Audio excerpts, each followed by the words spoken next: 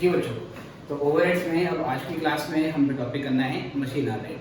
ठीक है, machine hour rate पहले उसकी थ्योरी समझनी है और थ्योरी समझने के बाद फिर धीरे धीरे उसके प्रैक्टिकल पार्ट पे आएंगे। जैसा कि बाकी सभी कॉस्टिंग के टॉपिक में हमारी अप्रोच रही है कि पहले थ्योरी और फिर उसके बाद कॉन्सेप्ट। चलिए, तो टॉपिक है machine hour rate. Machine hour rate क्या होता है बेटा, ध्यान से देखेंगे। मशीन आवर रेट क्या चीज़ है, इसको बहुत ध्यान से आपने देखना है। चलिए सर,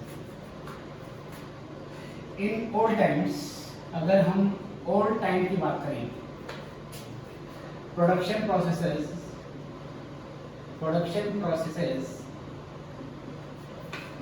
वर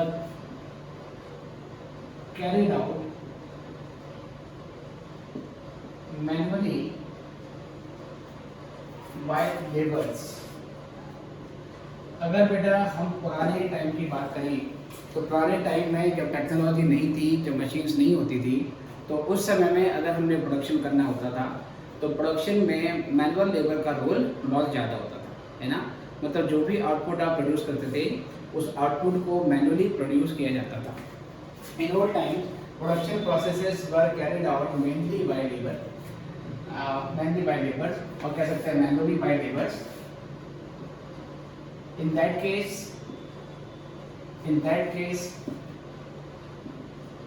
direct labor hours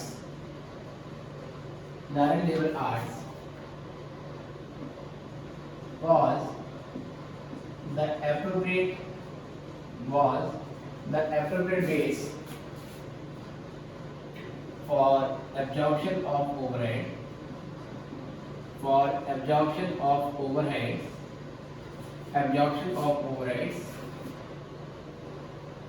ठीक है, इन डिफरेंट जॉब्स। तो डिफरेंट जॉब में ओवरहेड्स को अब्जॉर्ब कराने के लिए जो डायरेक्ट लेबर आवर्स था, डायरेक्ट लेबर आवर्स आपका एप्रोप्रिएट बेस था। ठीक है, जब काम मैनुअली परफॉर्म किया जाता है, लेबर के द्वारा मैनुअली परफॉर्म किया जाता है, तो उस सिचुएशन में ओवरहेड को अब्जॉर्ब करने के लिए हम डायरेक्ट लेबर आवर्स को बेस लेते हैं। ठीक है, However, in last 3-4 decades, अगर हम पिछले 3-4 डिकेड की बात करें, with advancement in science and technology में एडवांसमेंट होने के बाद production processes are now carried out with the use of machines। ठीक है सर, जब साइंस और टेक्नोलॉजी में इंप्रूवमेंट आई तो जो प्रोडक्शन प्रोसेस है ना, अब वो मशीन्स की हेल्प से की जाती है, and use of labor has been minimized। और जो लेबर का यूज है बेटा वो क्या हो गया है, वो मिनिमाइज हो गया है। लेबर का यूज है बेटा वो क्या हो गया है, मिनिमाइज हो गया है, right. therefore overheads are now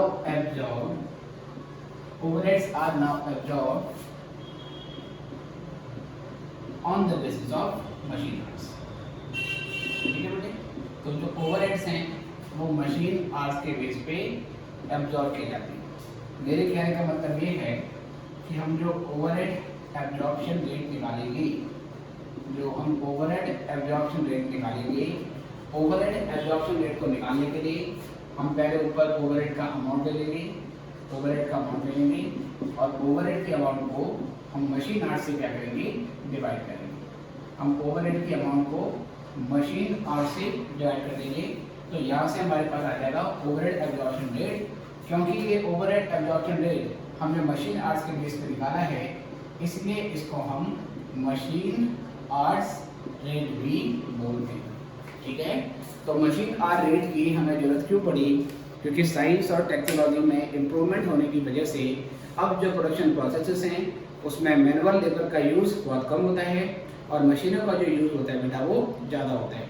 क्योंकि मशीनों का यूज़ ज़्यादा है, मशीनों का रोल बढ़ गया है, तो अब जो बेसिकली हमारे ओवरहेड्स होते हैं वो लेबर पे कंसंट्रेट ना करके मशीन पे कंसंट्रेट किए जाते हैं।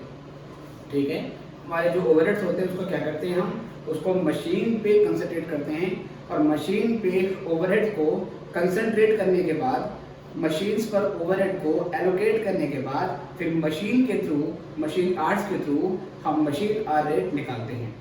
मतलब मेरे कहने का मतलब ये है कि सर मान लीजिए सर ये मेरी पूरी फैक्ट्री है, ये मेरी पूरी फैक्ट्री है ना, ये जो फैक्ट्री है एक्चुअली मेरा ये होल फैक्ट्री है। इस होल फैक्ट्री के अंदर बहुत सारे डिपार्टमेंट होंगे। इसके अंदर सर एक ये है सर जिसका नाम डिपार्टमेंट D1 है। क्या नाम है इसका? D1। अब इस D1 डिपार्टमेंट के अंदर बहुत सारी मशीनें यूज की जा रही हैं। इस D1 डिपार्टमेंट के अंदर बहुत सारी मशीनें यूज की जा रही हैं। एक मशीन यूज की जा रही है बेटा M1, एक मशीन यूज की जा रही है M2 और एक मशीन यूज की जा रही है M3।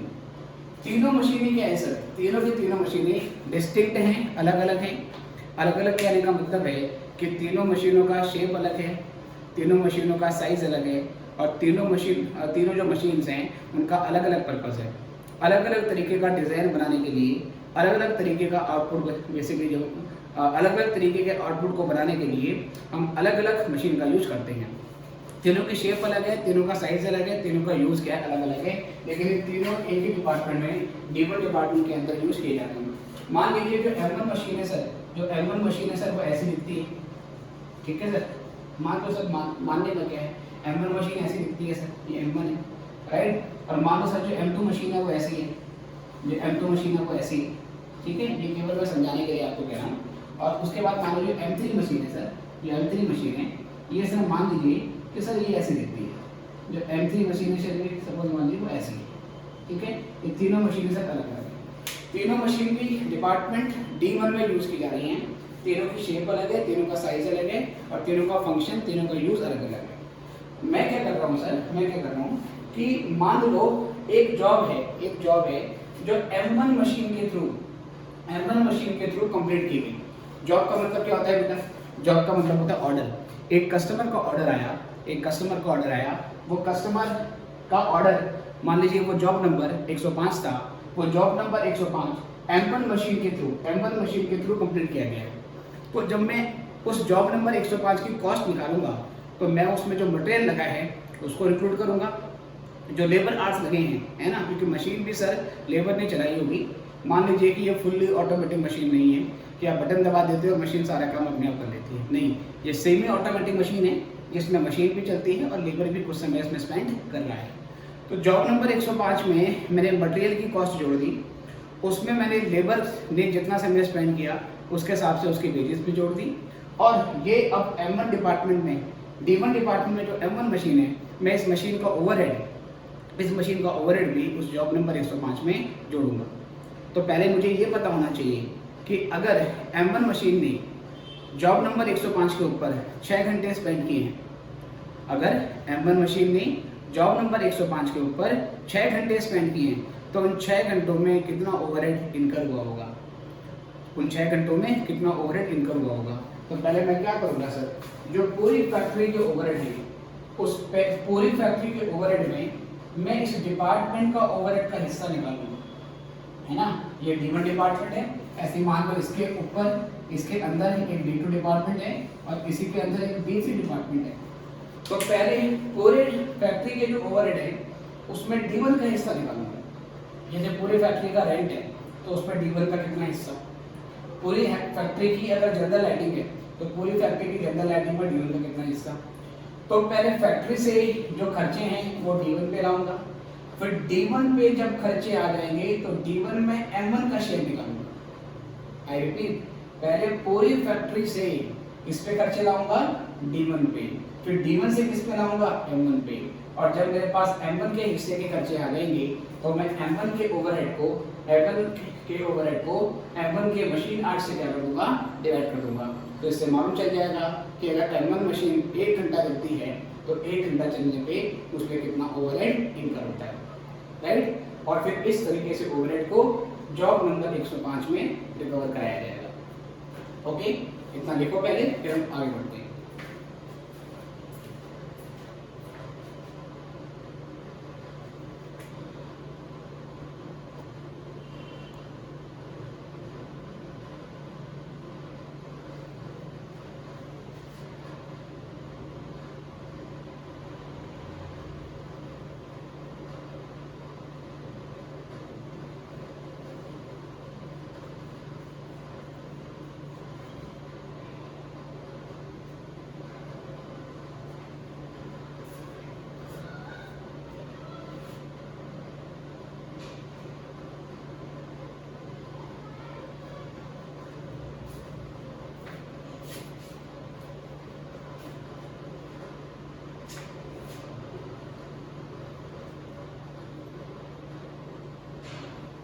चलिए बेटा, आई गेस आपने कर दिया होगा, अदरवाइज वीडियो को पॉज करके आप इसको नोट कर सकते हो। तो मैंने समझाया कि पहले पूरी फैक्ट्री के खर्चे डिपार्टमेंट वाइज लाएंगे और डिपार्टमेंट से मशीन्स पे लाएंगे, और जब मशीन की ओवरहेड निकल जाएंगी तो उसके बाद मशीन की ओवरहेड्स को मशीन आवर से डिवाइड करेंगे, तो मशीन आवर आ जाएगा कि 1 घंटा मशीन चलती है तो उसमें कितना ओवरहेड इनकर हुआ होगा। ठीक है जी, तो ये आपको ध्यान में रखना है। ओके जी, आगे देखते हैं बेटा, अभी और थ्योरी है इसकी, अभी और थ्योरी है, फिर आगे बढ़ेंगे।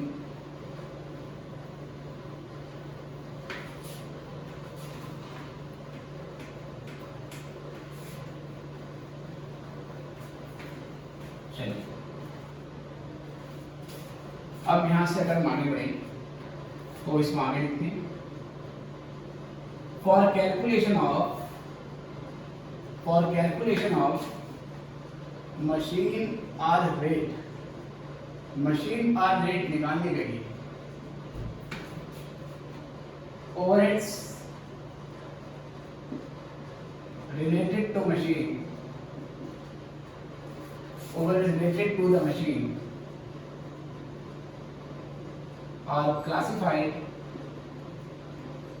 are classified into 2 categories। Machine से रिलेटेड जो खर्चे होते हैं उसको 2 कैटेगरी में बांट देते हैं। मशीन से रिलेटेड जो ओवरहेड होते हैं उसको 2 कैटेगरी में बांट देते हैं। एक होते हैं बेटा आपकी स्टैंडिंग चार्जेस, और I should say expenses. Charges के बदले में एक्सपेंस भी बोल सकता हूँ, और स्टैंडिंग को सर में फिक्स भी बोल सकता हूँ, है ना। स्टैंडिंग चार्जेस, स्टैंडिंग एक्सपेंसेस या स्टैंडिंग ओवरहेड्स, फिक्स ओवरहेड ऐसे बोल सकते हैं। और दूसरा बेटा इसमें आपका आता है रनिंग चार्जेस, या इसको बेटा मैं वेरिएबल चार्जेस भी बोल सकता हूँ, इसको मैं वेरिएबल एक्सपेंसेस भी बोल सकता हूँ।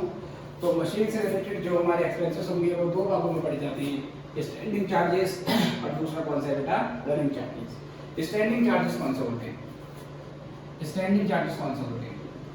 Standing charges are those charges which are not affected by usage of machine। ठीक है सर। स्टैंडिंग चार्जेस वो चार्जेस होते हैं जो मशीन के यूसेज के ऊपर डिपेंड नहीं करते हैं, मतलब चाहे मशीन चले चाहे मशीन ना चले ये खर्चा होगा ही होगा, ये ओवरहेड इनकम हो गया होगा। Standing charges are those charges which are not affected by usage of machine. These overheads, ये आपने बोल दिया, ठीक है। क्या बोल सकते हैं? These overheads are incurred even if the machine is not put to use। अगर हम मशीन को बेटा यूज नहीं करेंगे तो भी बेटा ये खर्चे इनकर होंगे, ये खर्चे होंगे। फॉर एग्जाम्पल बेटा, एग्जाम्पल कौन कौन से होते हैं इसमें एग्जाम्पल होते हैं बेटा department department rent charge to the machine. Department के रेंट में मशीन का हिस्सा, डिपार्टमेंट के रेंट में मशीन का हिस्सा, मशीन चले या ना चले सर, वो खर्चा आपने यहाँ पे डाल दिया। Department rent charge to the machine, ये बेटा आपको डाल देना है। जनरल लाइटिंग एक्सपेंसेस, मशीन चले या ना चले सर, ये बेटा आपका इसमें होगा ही होगा। इसके अलावा सैलरी या बोल सकते हैं wages of machine operator, salary and wages of machine operator, ठीक है। मशीन ऑपरेटर की जो सैलरी है उसको मंथली सैलरी मिलती है बेटे, तो मशीन चले या ना चले उसकी महीने की सैलरी फिक्स है, वो उसको देना ही पड़ेगा। इसके अलावा बेटा डेप्रिसिएशन ऑन फर्नीचर या बिल्डिंग ऑफ डिपार्टमेंट, डिपार्टमेंट में जो फर्नीचर लगा है, जो बिल्डिंग है उसका डेप्रिसिएशन है जो कि आपने चार्ज किया है इस मशीन में, ठीक है। प्रिंटिंग एंड स्टेशनरी एक्सपेंसेस, ऐसे इस डिपार्टमेंट में प्रिंटिंग और स्टेशनरी के एक्सपेंसेस में जो कि इसमें चार्ज होंगी एक्सेट्रा बेटा। तो ये क्या होते हैं आपके फिक्स चार्जेस होते हैं। फिक्स चार्जेस वो चार्जेस हैं जो इनकर होंगे चाहे मशीन को यूज भी ना किया गया हो तब भी इनकर होंगे। On the other hand variable charges are dominated by usage of machine। Variable charges वो चार्जेस होते हैं जो मशीन के यूज से डोमिनेटेड होते हैं। डोमिनेटेड होते हैं सर, या बोल सकते हैं कि इनको डिटरमाइन किया जाता है, इनको डिटरमाइन किया जाता है मशीन के यूज होने से। जितना ज़्यादा मशीन यूज होगी उतना ज़्यादा ये खर्चा है, ये खर्चे इनकर होंगे। अगर मशीन नहीं यूज होती है तो सर ये खर्चे इनकर नहीं होते, ठीक है sir. For example depreciation of machine का depreciation, repairs and maintenance,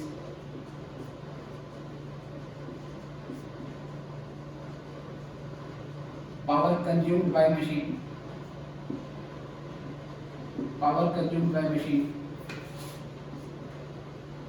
special chemical और lubricating oil required by machine etcetera. Variable charges वो चार्जेस होते हैं जो तभी इनकर होते हैं जब मशीन यूज होगी। अगर मशीन यूज नहीं हो रही है तो ये खर्चे इनकर नहीं होते। वेरिएबल चार्जेस में हम सेमी वेरिएबल एक्सपेंसेस को भी इंक्लूड कर रहे हैं। और तो सेमी वेरिएबल एक्सपेंस ऐसे एक्सपेंस होते हैं जिसका कुछ पार्ट वेरिएबल होता है और कुछ पार्ट क्या होता है, फिक्स होता है। कुछ पार्ट वेरिएबल होगा, कुछ पार्ट क्या होगा, फिक्स होगा। जैसे कि सर डेप्रिसिएशन, आपको पता है डेप्रिसिएशन सेमी वेरिएबल एक्सपेंस होता है। मतलब अगर हम मशीन यूज नहीं भी करेंगे तो भी मशीन पे डेप्रिसिएशन लगेगा, क्योंकि डेप्रिसिएशन पैसेज ऑफ टाइम के साथ भी लगता है। लेकिन अगर हम मशीन को यूज़ कर रहे हैं तो मशीन का जो डेप्रिसिएशन है वो ज़्यादा होगा, है ना। अगर मशीन यूज़ नहीं करेंगे तो भी डेप्रिसिएशन लगता है, लेकिन मशीन यूज़ करेंगे तो डेप्रिसिएशन ज़्यादा होगा। तो वैसे तो डेप्रिसिएशन का एक्सपेंस सेमी वेरिएबल एक्सपेंस होता है। मशीन का जो डेप्रिसिएशन है वो कौन सा है, सेमी वेरिएबल एक्सपेंसेस है, बट फिर भी उसको यहाँ पे वेरिएबल में डाल देते हैं, क्योंकि मैंने बताया वो डोमिनेट होता है यूज से डोमिनेट होता है। इसका ये मतलब है कि अगर मशीन यूज होगी तो ये खर्चा ज़्यादा होगा, मशीन का टाइम बढ़ेगा। ऐसे बेटा जो रिपेयर्स एंड मेंटेनेंस होते हैं ये भी सेमी वेरिएबल एक्सपेंस होते हैं। अगर आप मशीन नहीं यूज करोगे तो भी आप उसे क्या करते हो सर, उस पर रिपेयर मेंटेनेंस इनकर करते हो। जैसे कोई बंदा अगर गाड़ी खरीदता है, अगर गाड़ी यूज़ ना भी करे सर तो भी सर उसको रेगुलर इंटरवल पे धोता है। अगर वो गाड़ी को यूज़ भी ना करे, है ना, मान लो गाड़ी खरीदी और कुछ महीनों से गाड़ी यूज़ करने का मौका नहीं मिल रहा उसको, तो भी वो गाड़ी क्या करता है बेटा, धोता है, राइट। लेकिन अगर यूज़ करेगा तो गंदी ज़्यादा होगी तो ज़्यादा उसको धोना पड़ेगा। तो रिपेयर और मेंटेनेंस भी सेमी वेरिएबल है, लेकिन इसको भी यहाँ पे वेरिएबल मान के चल रहे हैं। और क्या नाम है, मशीन जो पावर कंज्यूम करेगी, मशीन जितना घंटे चलेगी उतना बिजली कंज्यूम करेगी, तो पावर वाला जो खर्चा है वो पूरा पूरा वेरिएबल होता है। इसके अलावा कई मशीन का नेचर होता है कि आपने उसको सपोज 4 घंटे 6 घंटे काम कर लिया, उसके बाद मशीन गर्म हो जाती है, उस मशीन को ठंडा करने के लिए आपको कोई स्पेशल केमिकल उस पर डालना पड़ता है ना, तो वो भी क्या माना जाएगा सर, वेरिएबल एक्सपेंसेस। मशीन चलेगी, हीट करेगी तो ही वो केमिकल लगेगा, अदरवाइज मशीन यूज़ नहीं हो रही है तो हीटिंग नहीं हो रही है, तो मशीन पे वो वेरिएबल डालने की वेरिएबल कह रहा हूँ, वो ऑयल डालने की, वो केमिकल डालने की जरूरत नहीं है। तो ये सारे खर्चे आपके कौन से होते हैं, वेरिएबल। तो मशीन के खर्चे को 2 भागों में बांट देंगे, some are fixed and some are variable. कुछ फिक्स होंगे, कुछ वेरिएबल होंगे। इतना लिखिए पहले।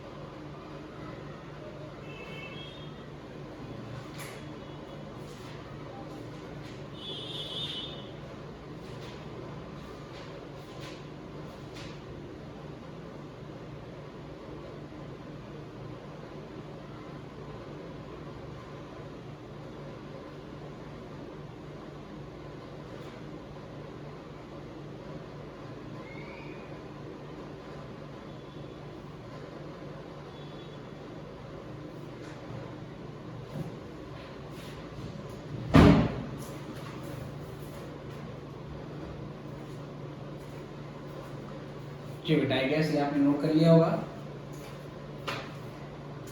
ठीक है, कुछ खर्चे फिक्स हैं और कुछ खर्चे वेरिएबल हैं।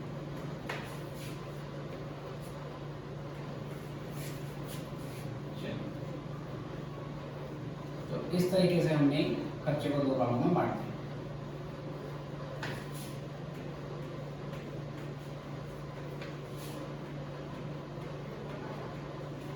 उसके बाद क्या करेंगे सर? उसके बाद क्या करेंगे, एक फॉर्मेट बनाएंगे। फॉर्मेट कुछ ऐसा है, हेडिंग लिखेंगे calculation of machine hour rate. इस तरीके से हमने स्टेटमेंट बना दिया। ठीक है सर, तो ये है पर्टिकुलर्स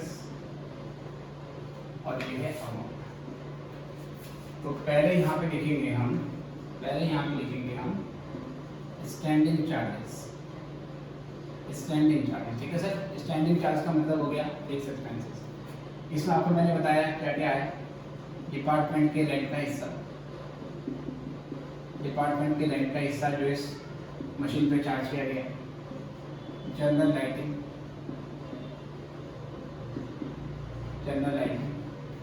उसके बाद सुपरवाइजर की सैलरी, सुपरवाइजर इस मशीन में कितना घंटा स्पेंड कर रहे हैं, सुपरवाइजर की सैलरी,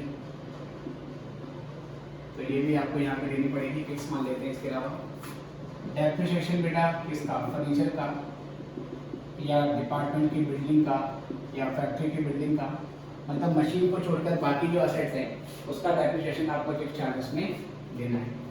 इसके अलावा ऑपरेटर सैलरी, अगर ऑपरेटर को मंथली सैलरी मिलती है ना, ऑपरेटर को मंथली सैलरी फिक्स मिलती है, चाहे मशीन चले या ना चले, एक फिक्स सैलरी है, तो वो भी फिक्स चार्जेस में यहाँ पर आ जाएगा।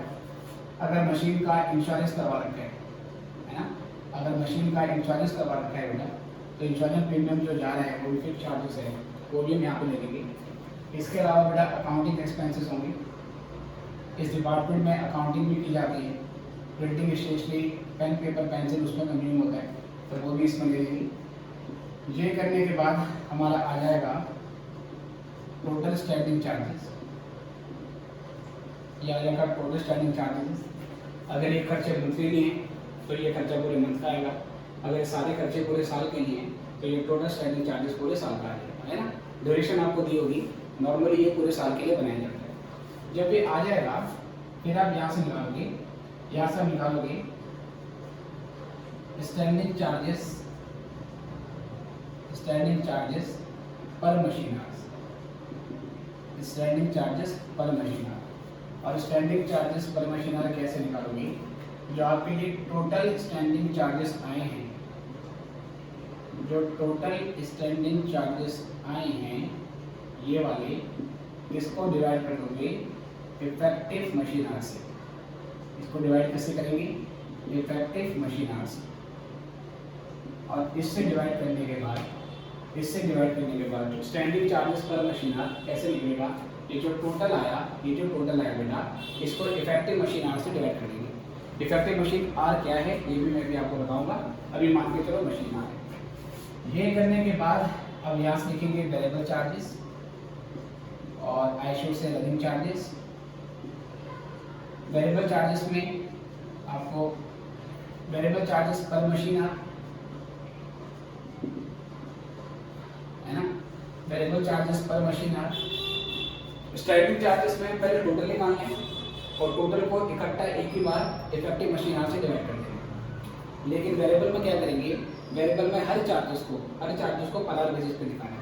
मतलब डेप्रिसिएशन पर बेसिकली डेप्रिसिएशन पर मशीन आवर, रिपेयर मेंटेनेंस पर मशीन आवर्स, पावर पर मशीन आवर्स।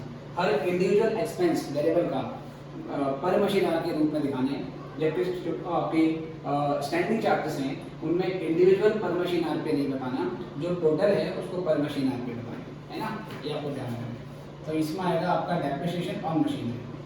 डेप्रिसिएशन भी ध्यान से देखना, मशीनरी वाला है, डेप्रिसिएशन मशीनरी पे है तो वेरिएबल लिखी। डेप्रिसिएशन अगर फर्नीचर या बिल्डिंग पे है तो सर वो फिक्स में चला जाता है, ये ध्यान रखना। ऐसे repair and maintenance, repairs and maintenance, और इसके अलावा पावर, अगर मशीन में पावर कंज्यूम करिए वो इसमें आएगा। इसके अलावा लुब्रिकेटिंग ऑयल वो आपका यहाँ पर आ जाएगा। और इसके अलावा अगर मशीन ऑपरेटर को एक फिक्स सैलरी मिलती है, उसके अलावा जितने घंटे मशीन चलाता है उसका इंसेंटिव अलग से मिलता है ना। जो ऑपरेटर है उसकी सैलरी पर मंथ फिक्स है और जितने घंटे मशीन चलती है उसका इंसेंटिव अलग से मिलता है, तो वो वाला पोर्शन वेरिएबल में आ जाएगा। तो ये एक आइटम सर पर मशीन आवर पे आपको निकालना है। और ये लिखने के बाद जो टोटल आएगा ये आपका आ जाएगा मशीन आवर रेट, ये आ जाएगा हमारा मशीन आवर रेट। इतना नोट करेंगे। इसमें एक चीज़ आइए निकलिए कि इफेक्टिव मशीन आवर क्या होता है, तो ये भी मैं आपको समझाता हूँ, पहले इतना नोट करेंगे।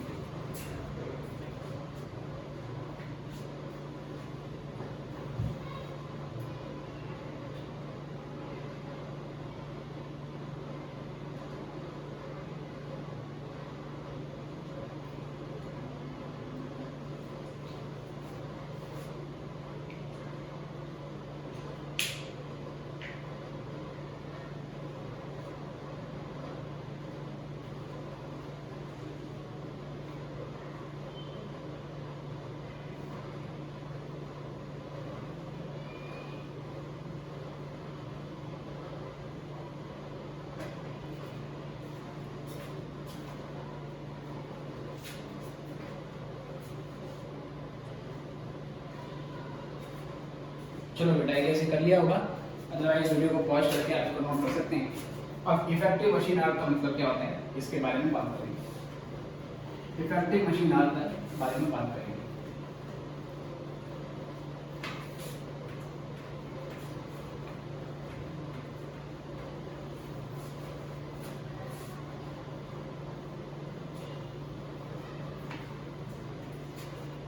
ठीक है सर, इफेक्टिव मशीन आवर का मतलब क्या है? इफेक्टिव वर्ड का मतलब क्या है? जैसे मान लो कि सर आप किसी कोचिंग सेंटर में जाते हो और कोचिंग सेंटर में कहता है कि आपकी दो घंटे की क्लास होगी। 2 घंटे की क्लास होने का मतलब है कि मान लो 9 से 11 क्लास होगी, है ना। पर मान लो कि सर 9 से 11 का टाइम है पर बच्चे आते लेट हैं, तो टीचर मान लो टाइम पे आ जा रहे हैं, है ना। मान लो मैं टाइम पे आ जाता हूँ पर बच्चे क्या नाम है कि सर लेट आते हैं। तो 9:10 पर मान लीजिए 9:10 पर क्लास वगैरह स्टार्ट होती है। उसमें भी सर क्लास स्टार्ट होने से पहले टीचर पहले बुक निकालता है और बाकी उसकी जो चीज़ें हैं, इक्विपमेंट्स हैं, पेन है, मार्कर है, उसका काम करते हैं। 5 मिनट आपके उसके भी वेस्ट हो जाते हैं। और फिर मान लो 11 बजे की क्लास होती है, लेकिन 10 मिनट पहले उसको 11 में क्लास को छोड़ दिया जाता है। तो मैं ये कह सकता हूँ कि अगर 2 घंटे की क्लास होती है तो 2 घंटे की क्लास में हम इफेक्टिवली केवल 1.5 घंटे की पढ़ाई कर पाते हैं। इफेक्टिव मशीन आवर्स का मतलब होता है कि मशीन हमारे पास साल में कितने घंटे के लिए अवेलेबल है, लेकिन मशीन साल में जितने घंटे के लिए या जितने दिनों के लिए हमारे पास अवेलेबल होती है, हम पूरा मशीन की अवेलेबिलिटी को यूज़ नहीं कर पाते हैं। उसमें से कुछ नॉर्मल टाइम का लॉस हो जाता है। तो मशीन जितने घंटों के लिए पूरे साल में अवेलेबल है, उसमें से कुछ unavoidable loss of machine hours होगा, जो कि normal loss of machine hours माना जाएगा। उनको हम माइनस कर देंगे और उसको माइनस करने के बाद जितने घंटे एक्चुअल में मशीन यूज़ हमने करी है उसको इफेक्टिव मशीन आवर्स बोलेंगे, है ना। जितने मशीन आवर्स हमारे पास अवेलेबल हैं उसमें से अनएवॉइडेबल मतलब normal loss of machine hours minus कर दो, वो करने के बाद जो बचेगा उसे इफेक्टिव मशीन आवर्स बोला जाएगा, राइट। तो कैसे निकालते हैं देखो। तो calculation of effective machine hours, calculation of effective machine hours कैसे निकालते हैं। तो पहले इसमें लिखते हैं machine hours available in an year. एक साल में मशीन आवर्स हमें कितने घंटे के लिए अवेलेबल है। जैसे साल में अगर 365 दिन है तो सर फैक्ट्री 365 दिन तो ओपन नहीं होती है, उसमें सर 52 क्या होंगे सर, संडे होंगे, वो माइनस करने पड़ेंगे आपको। उसके अलावा कुछ फेस्टिवल वगैरह पड़ जाएगा, दिवाली पड़ेगी, होली पड़ेगी, ईद पड़ेगी, है ना। और ईद हो गया, दिवाली हो गया, और जितने बेसिकली हमारे धर्म में रिलीजन है उनके बेसिकली त्यौहार पड़ेंगे, वो सब माइनस करोगे। उसके अलावा सर 26 जनवरी पड़ेगी, 15 अगस्त पड़ेगा। तो मान लो 365 दिन में से कट कटा के केवल 220 दिन ही फैक्ट्री खुलती है। और ये चलो 200 दिन सपोज मान लीजिए फैक्ट्री खुलती है, पूरे साल में 365 डेज में से 200 दिन फैक्ट्री खुलेगी। 200 दिन फैक्ट्री खुलेगी, रोज़ 8 घंटे की शिफ्ट है, रोज़ 8 घंटे की शिफ्ट है मशीन की। तो 200 इंटू 8 मशीन साल में 1600 घंटे के लिए हमारे पास अवेलेबल है। तो जितने हमारे पास मशीन आवर्स पूरे साल में अवेलेबल है, मतलब मैंने बोला 1600 घंटे, 1600 कैसे 8 घंटे डेली और 200 दिन पूरे साल में मान लीजिए, तो 1600 आ जाएगा। बेटा इसमें से क्या करेंगे, इसमें से हम लेस करेंगे इसमें से रिपेयर्स एंड मेंटेनेंस आवर्स, अगर 1600 घंटे के लिए मशीन हमारे पास अवेलेबल है तो भी मशीन 1600 घंटे पूरे नहीं चलेगी। रेगुलर इंटरवल में हमने मशीन को क्या करना पड़ता है, रिपेयर और मेंटेनेंस करवानी पड़ती है। जैसे मान लीजिए कि हर 1 महीने बाद आपको मशीन को क्या करना पड़ता है, रिपेयर करना पड़ता है। तो कुछ घंटे है ना, अगर रोज के 8 घंटे की शिफ्ट है, उन 8 घंटों में कभी कभार कुछ घंटे क्या होगा सर, रिपेयर और मेंटेनेंस में स्पेंड हो जाएगा। तो जितना और वो रिपेयर मेंटेनेंस क्या है सर, जरूरी है, अनएवॉइडेबल है। वो रिपेयर एंड मेंटेनेंस जरूरी है, नॉर्मल है, उसको सर आपने करना ही करना है, अवॉइड नहीं कर सकते। तो जितना समय रिपेयर्स और मेंटेनेंस में आपका चला गया वो समय यहाँ पर माइनस कर देंगे, है ना। ध्यान रखना सर, ये हमेशा माइनस करने हैं, है ना, ये हमेशा माइनस करना है आपको। और जो बचेगा उसमें से फिर हम क्या करेंगे, लेस करेंगे सेटअप टाइम। लेस क्या करेंगे बेटा, सेटअप टाइम। और सेटअप टाइम आपने तभी माइनस करना है अगर सेटअप टाइम को आप क्या मान रहे हो, अनप्रोडक्टिव मान रहे हो, ठीक है। जितने घंटे के लिए मशीन अवेलेबल होगी, रिपेयर्स और मेंटेनेंस में जो घंटा लगेगा वो तो हमेशा माइनस करना है। उसमें से सेटअप टाइम या सेटअप आवर्स जो मशीन में लगे वो माइनस कर देंगे, लेकिन सेटअप टाइम तभी माइनस करना है, सेटअप टाइम तभी माइनस करना है जब सेटअप टाइम को क्वेश्चन क्या बोलता है कि सेटअप टाइम अनप्रोडक्टिव है, सेटअप टाइम अनप्रोडक्टिव है। ये करने के बाद जो आएगा ना, ये करने के बाद जो आएगा इसको इफेक्टिव मशीन आवर्स बोलेंगे। ये करने के बाद जो आएगा इसे क्या बोला जाएगा, इसे इफेक्टिव मशीन आवर्स बोला जाएगा। सेटअप टाइम का मतलब क्या होता है, जैसे मैंने बताया कि machine most of the cases में सेमी ऑटोमेटिक मशीन होती है। सेमी ऑटोमेटिक मशीन का क्या मतलब है, मतलब ऐसा नहीं है कि आप 9 बजे फैक्ट्री में आए और आपने बटन दबाया और मशीन एक ट्रांसफार्मर की तरह बिहेव करती है ना बेटा। ट्रांसफार्मर जैसे क्या है सर, एक मूवी है आपने देखी होगी, तो तो उसमें आपने बटन दबाया, ट्रांसफार्मर पूरा खड़ा हो जाता है और वो एक आदमी की तरह क्या करता है, काम करता है। सर ऐसे नहीं होती मशीन। जब आप फैक्ट्री में घुसोगे तो मशीन को स्टार्ट करने से पहले उसकी सेटिंग बनानी पड़ती है। जैसे आप इसको ऐसे मानिए कि आपके गली में अगर कोई, मान लीजिए सर एक परचून की दुकान है, परचून वाले अंकल रोज़ मान लीजिए सुबह 7 बजे दुकान खोलते हैं। दुकान कैसे खोलते हैं सर? पहले शटर को उठाते हैं, शटर उठाने के बाद फिर जो वो अपना टेबल होता है जो वो दुकान में पहले अंदर खींच के रहे होते हैं उसको बाहर लाते हैं। उसके बाद सर डस्टिंग वगैरह करते हैं। डस्टिंग वगैरह करने के बाद पूजा वगैरह करते होंगे 5-10 मिनट। उसके बाद शैम्पू की लड़ियाँ वो तारों में बांटते हैं, चिप्स के पैकेट वगैरह बांटते हैं। और ये सब करने के बाद अराउंड आधे घंटे के बाद फिर वो पहले कस्टमर के साथ डील करते हैं। तो सर कई बार मशीनों का नेचर भी ऐसा ही होता है। जब आप फैक्ट्री में आओगे पहले मशीन का सेटअप बिठाते हो, मशीन की सेटिंग करते हो, है ना। जैसे मान लो कि अगर फोटोकॉपी की मशीन होती है, उसको ऑन करते ही एकदम से फोटोकॉपी नहीं निकलती। उसमें सपोज मान लीजिए आपको पेपर वगैरह डालना पड़ता है या उसको हीटिंग वगैरह होनी पड़ती है, तब जाके वो मशीन बेसिकली फोटोकॉपी करती है। तो मशीन की सेटिंग बिठाने में जो टाइम लगता है उस दौरान कोई प्रोडक्शन तो नहीं होता। इतना कंफर्म है कि मशीन का जो सेटअप टाइम होता है उसमें कोई प्रोडक्शन नहीं होता। अगर मशीन का जो सेटअप टाइम है वो थोड़ा सा ही होता है, कुछ मिनट का ही मान लीजिए मशीन का सेटअप टाइम है, तो उसको हम अनप्रोडक्टिव मान लेते हैं। उसको हम क्या मान लेते हैं? अनप्रोडक्टिव। तो वो यहाँ पर माइनस कर देंगे। लेकिन मशीन का सेटअप अगर सिग्निफिकेंट टाइम कंज्यूम कर लेता है, मतलब 8 घंटे की हमारी शिफ्ट है, लेकिन 8 घंटे में से 2 घंटे तो मशीन की सेटिंग में ही बैठ जाते हैं। आपको मशीन की प्रॉपर सेटिंग बिठानी पड़ती है, तब जाके आपका सही आउटपुट जो है वो निकल के आता है विदाउट डिफेक्ट। अगर मशीन की सेटिंग ही खराब हो जाएगी सर तो सारा आउटपुट खराब हो जाएगा। इसलिए मान लो कि आप सेटिंग करने में बहुत ज़्यादा समय स्पेंड कर रहे हो, तो उस सिचुएशन में जो सेटअप टाइम है उसको प्रोडक्टिव मान लेते हैं। प्रोडक्टिव का मतलब ये आउटपुट बना के नहीं दे रहा, ऑल्दो सेटअप में क्या है सर, कोई आउटपुट नहीं हो रहा, लेकिन हम क्या मान रहे हैं कि ये प्रोडक्टिव है। जैसे कि टीचर अगर क्लास में आपको पढ़ाता है और कभी कभार पढ़ाते पढ़ाते वो अपने लाइफ के कुछ एक्सपीरियंस आपके साथ शेयर कर देता है कि मैं सीए में क्वालिफाइड हुआ, जॉब में गया, मेरे सामने ये इशू आया, आपके सामने आएगा तो मैंने उसको ऐसे डील किया था, लेकिन आप उसको मेरा एक्सपीरियंस है कि ऐसे डील करना।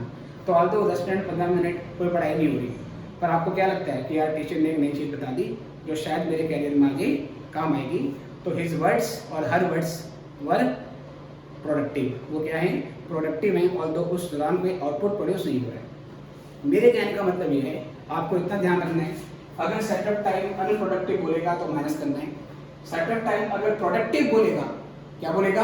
प्रोडक्टिव, तो सर माइनस नहीं करना है। सेटअप टाइम अनप्रोडक्टिव बोलेगा तो माइनस करना, फिर निकलेगा इफेक्टिव मशीन आवर्स। लेकिन सेटअप टाइम अगर प्रोडक्टिव बोल दे तो माइनस नहीं करना है। हाँ, रिपेयर्स एंड मेंटेनेंस टाइम को हमेशा ही माइनस करेंगे, राइट। कभी कभार क्वेश्चन साइलेंट रहता है, हमें सेटअप टाइम दे देगा पर हमें बताएगा ही नहीं कि जो सेटअप टाइम है वो प्रोडक्टिव है या वो अनप्रोडक्टिव है। हमें क्वेश्चन कुछ नहीं बताएगा, तो वहाँ पर हम क्या करेंगे सर? एजम्पशन ले लेंगे, एज्यूम कर लेंगे। आप मान लेना कि सेटअप टाइम प्रोडक्टिव है, आप मान लेना, एज्यूम कर लेना कि सेटअप टाइम प्रोडक्टिव है, और वो एजम्पशन नोट डाल के फिर ये सेटअप टाइम माइनस करने की जरूरत नहीं होगी। ठीक है, इसको भी नोट कर लेना है। तो ये इसका पूरा कॉन्सेप्ट है, इसकी थ्योरी है। अगले लेक्चर में मैं इसके ऊपर एक क्वेश्चन आपको क्वेश्चन जो है वो मैं सॉल्व करके आपको दिखाऊंगा। उसमें डिफरेंट केस 1 2 3 4 बनाऊंगा, ताकि क्वेश्चन की डिफरेंट वैरायटी आपको समझ में आ जाए। और उसके बाद फिर जितने क्वेश्चन इसके होंगे हमारे मॉड्यूल में, सीएमए के मॉड्यूल में, या जो भी मान लीजिए एक्स्ट्रा क्वेश्चन असाइनमेंट में आपको दूंगा, वो सारे के सारे क्वेश्चन इसी फॉर्मेट के ऊपर बेस्ड होंगे। तो अभी के लिए इतना ही, फिर मिलते हैं नेक्स्ट क्लास में। Good bye.